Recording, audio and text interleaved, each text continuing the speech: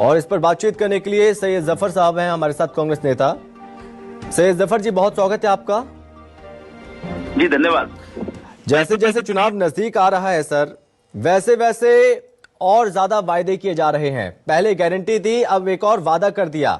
जो वायदे किए गए हैं, कार्यकर्ताओं को आवास बनाने के लिए ऋण की सुविधा मिलेगी और बीमा मिलेगा, बीमा की सुविधा मिलेगी। इन वायदों को कैसे देखे जनता?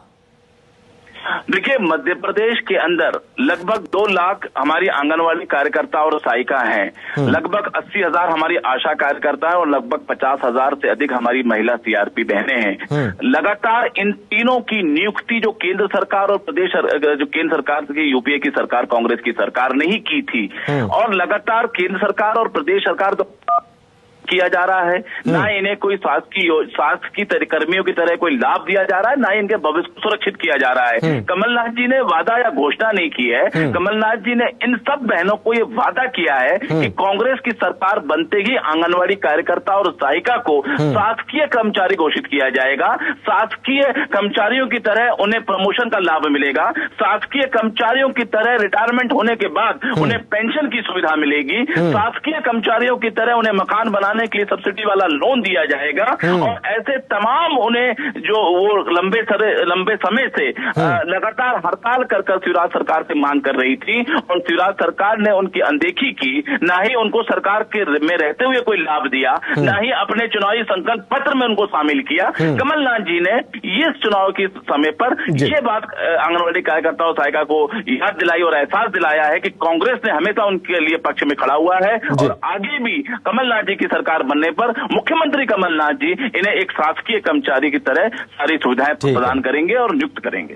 सैयद जफर साहब, चूंकि कई दिन पहले आपने गारंटी वचन पत्र जारी कर दिया था, उसमें ये चीजें, इसका जिक्र नहीं किया गया था। क्या आप इस बात का इंतजार कर रहे थे कि बीजेपी का संकल्प पत्र आ जाएगा, उसके बाद हम देखेंगे कि हम और क्या दाव चल सकते हैं, उसके बाद ये माना जाए कि आपने बीजेपी के संकल्प पत्र को देखने के बाद ये नया वादा किया?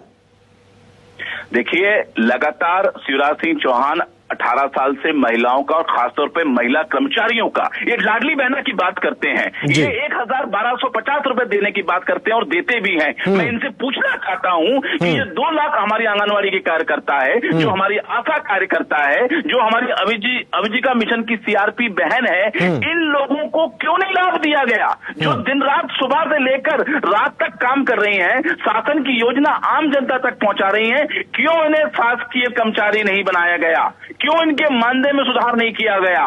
क्यों इनके रिटायरमेंट के बाद पेंशन की सुविधा नहीं दी गई? क्यों इनको गांव में मकान बनाकर नहीं दिया गया? इसका साफ मतलब है कि आप वोट लेने के लिए। सैयद जफर साहब, ये सवाल इसलिए नहीं पूछा है, इसलिए पूछा कि चुनाव से 2-3 दिन पहले आपने ये घोषणा की।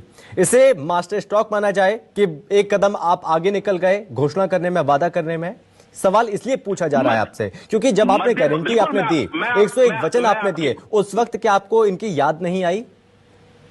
मैं आपकी बात से बिल्कुल सहमत हूं और आपकी बात को उससे इस बात को भी स्पष्ट करता हूं कि ये जरूर मास्टर स्ट्रोक आपकी भाषा में होगा, लेकिन ये बात तय है कि हम मध्य प्रदेश की आंगनवाड़ी कार्यकर्ताओं के साथ, सहायिकाओं के साथ, आशा कार्यकर्ताओं के साथ, आजीविका मिशन के सीआरपीओ के साथ लगातार कांग्रेस संपर्क में है और इनकी जो मांग थी, उस मांग का हमने अध्ययन करने के बाद हमने निश्चित तौर पर उन्हें ये वचन दिया है कि हम इन सब